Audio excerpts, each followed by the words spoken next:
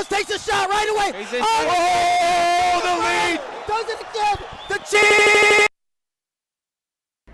Wrestling, a sport that tests physical strength, mental strength, thinking, and reflexes in 6 minutes or less. Or in the words of Dan Gable, a sport that tests your balls. Once you've wrestled, everything else in life is easy. Page 45. Through our lives, we all probably have seen or participated in a team. They're life-changing events, especially if you're a successful program.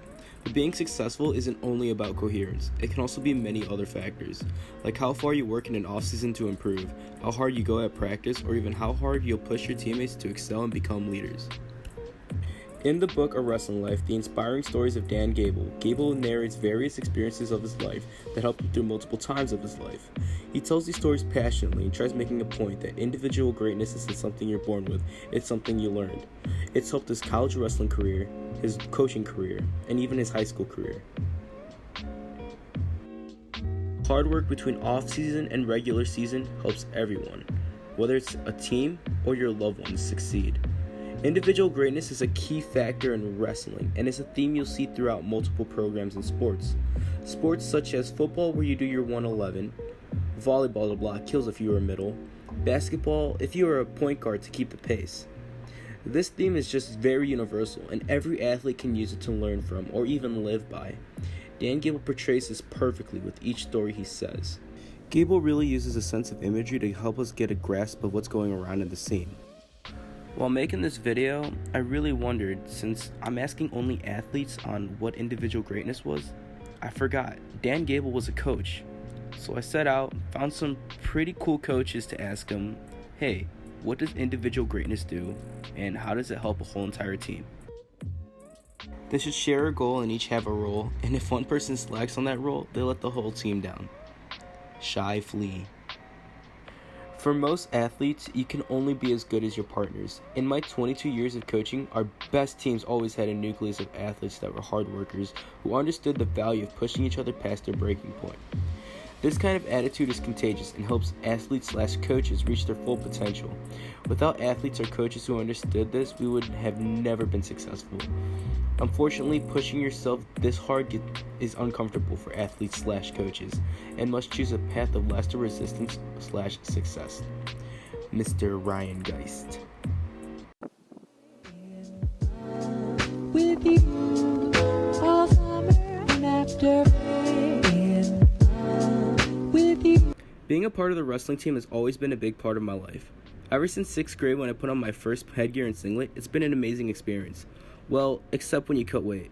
Overall, the sport has taught me, even when you're down, you can still come back and win a match. Sophomore year was a big year for me. With the football program going the exact opposite direction I wanted it to, and losing all passion I once had for the sport, I made a decision to become a one-sport athlete. I went to every lift, open mat, and summer camp available. I wanted to become a champion, to compensate for those 9 weeks where I wasn't, and we definitely were not. Like Dan Gable said, gold medals aren't really made of gold. They're made of sweat, determination, and a hardworking alloy called guts. I set out with a goal, and that was to be all-conference wrestler. That year, I placed third at Out Bay, what we viewed as the sophomore version of the county invite. This was big to me, as a guy who barely even made it to a second round in any tournament before, to a wrestler that starts scrapping and starts winning medals. I was ecstatic. Months after that, after eating my guts out, I actually ate my guts out and threw up in a Burger King parking lot. Classy, right?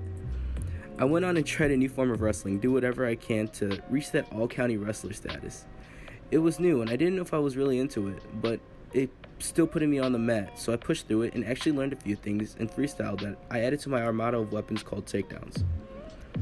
The next year, I had a run-in with the law that taught me individual greatness also is a test of character, and that quickly changed how I carried myself and realized great wrestlers don't do things to get them in trouble. No matter what me and Doug were always exercising, I guess it was good because it kept us out of trouble. Page 16. I carried that out into the season. I never yelled at the coaches or my teammates. I believe it's what you did and how you acted that the younger kids would see, leading by example. Sooner or later, the individual greatness thing was catching up.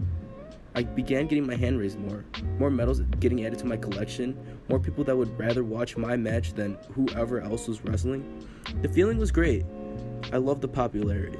But then, time got to me. The conference tournament was right around the corner. I went as hard as I could that week, knowing the goal I put forth since sophomore year. First day was a nervous wreck. I was shaking like crazy, but after that match, I was pretty confident on how the rest of the tournament would go.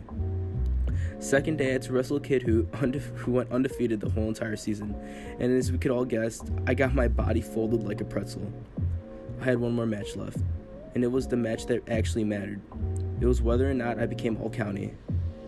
It was a great example of first period is won by technique, second period is won by conditioning, but third period is won by the kid with the biggest heart. Page 99. And that day, I was the kid with the biggest heart. Coming into a varsity tournament 0-3 was nerve-wracking, but finishing that tournament, I was proud of all season. That hard work paid off. All those summer camps, those lifts, and those open mats paid off. Individual greatness isn't just given, it's earned. It's helped myself and my team succeed. And hopefully you can learn a few things from individual greatness. Because no matter what, deep down we're all champions. Some of us just haven't figured it out yet.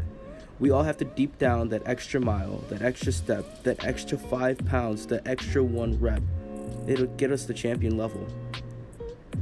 And with that, I truly believe Dan Gable is really onto something, with his overall theme being individual greatness is the key to success.